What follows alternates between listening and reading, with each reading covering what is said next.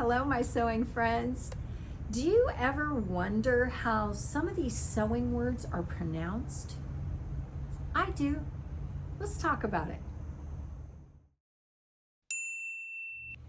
I'm Jen, and welcome to my lanai on this first week of May. It is beautiful, and I didn't want to be cooped up inside, so you're out here with me instead of in my sewing room.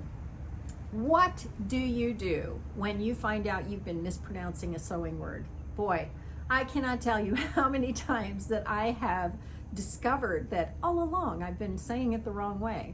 So I made myself a list and I thought, let's just find out how these words are pronounced. So I kind of looked up mispronounced sewing words, and my sewing sisters gave me a few of their favorites.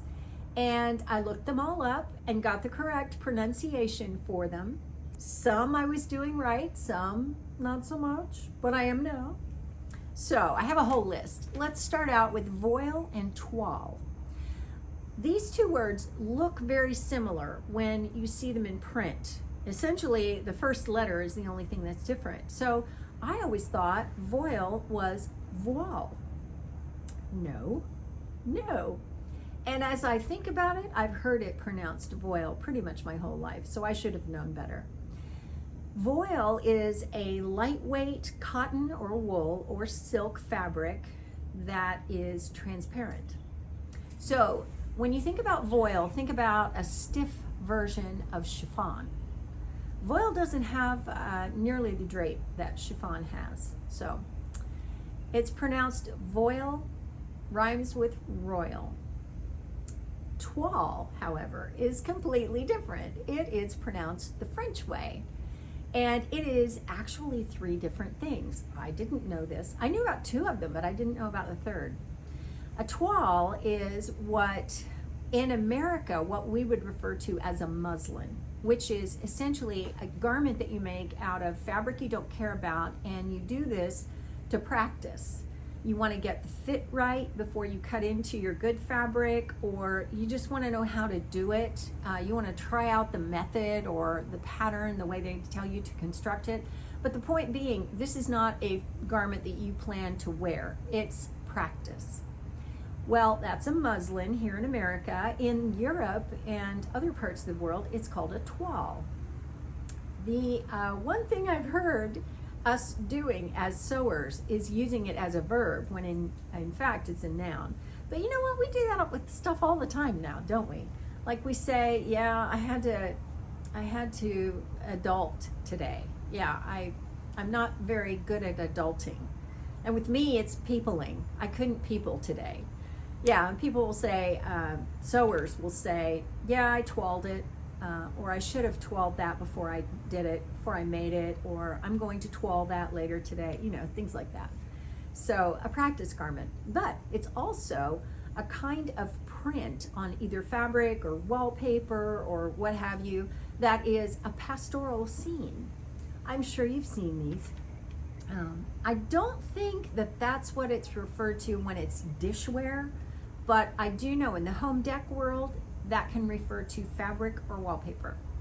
And then lastly, this was the one I didn't know about, toile is translucent cotton or linen fabric. So I would think it's very similar to voile, but it's pronounced toile. There you go. Shelly. Shelly is not pronounced the way it looks, but that's because it's French. Many of these words are French, and it is a lightweight woven flowy, drapey fabric, often made from rayon these days, or viscose. Grosgrain. This is a hard one, but it is again French, and grosgrain is a type of ribbon. When you go to a shop now to buy ribbon, you basically only find or at least I only ever find two different kinds, satin and grosgrain. And you know the difference without even realizing it. The satin, it has a satin smooth texture, and the grosgrain has that ribbed texture that is made by having one of the threads, I can't remember if it's the warp or the weft. I think it's the weft thread is more heavily pronounced than the warp thread, so that it creates these little ribs in the ribbon. Tricot. I've heard this pronounced tricot, but no, it's French, once again, and it is just a knitted fabric. Now, in my experience, I've noticed that this is not a double knitted fabric, and it's not a jersey. It is a single knit fabric, usually polyester. Crepe de chine. Crepe de chine is crepe that is smooth. It's not pebbled like crepe fabric usually is. And the de chine part comes from a reference to China. Sheen, China, like Indochine.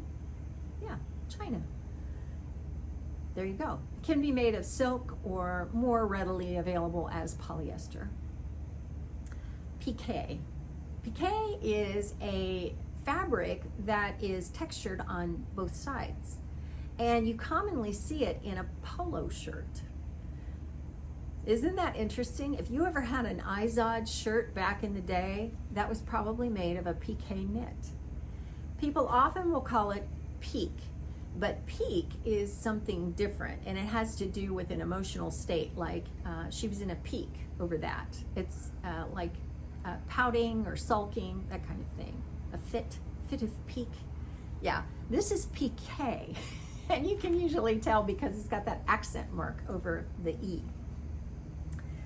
Shirring or shirred. Now, this is one I was mispronouncing. I was always saying shearing, but it's not. It's shirred.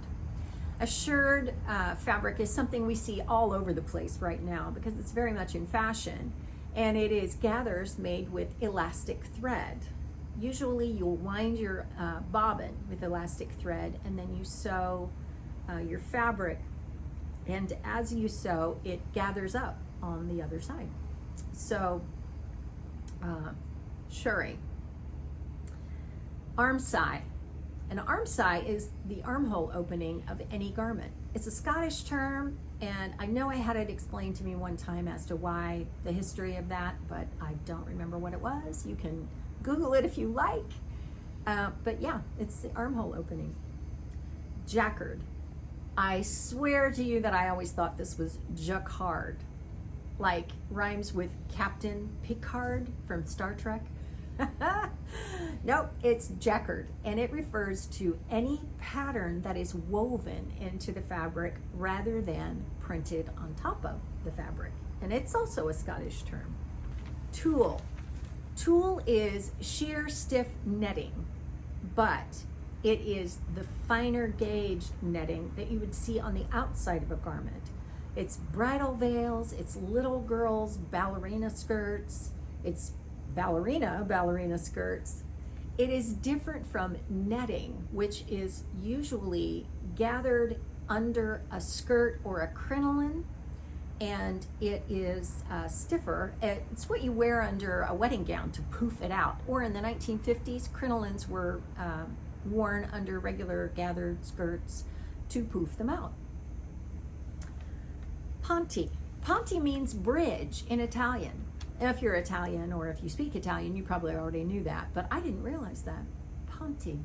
Ponte is double knit. Thick double knit jersey. I didn't realize it was jersey either, but yes, it is thick double knit jersey.